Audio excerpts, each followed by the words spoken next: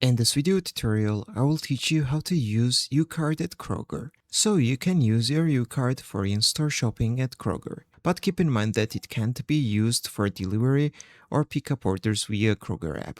Scan eligible groceries and items first, and swipe your card or scan the digital barcode from the UnitedHealthcare app at the register to use your loaded food and OTC credits. So here is the full guide. So first of all, you need to scan eligible items at a traditional register or self-checkout lane. When paying, either swipe your physical UCard or scan your digital UCard barcode from your provider's app.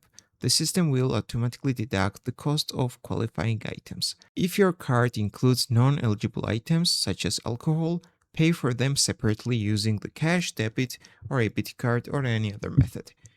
Verify your items. To confirm which items are covered and are eligible, you need to download your health plans app and use the product scanner before checking out. Use your shopper's card. You can still scan your Kroger Plus card to redeem manufacturer coupons and earn full points on the same transaction. That's all I wanted to show you. If this video was helpful for you, don't forget to click the like buttons and don't forget to subscribe.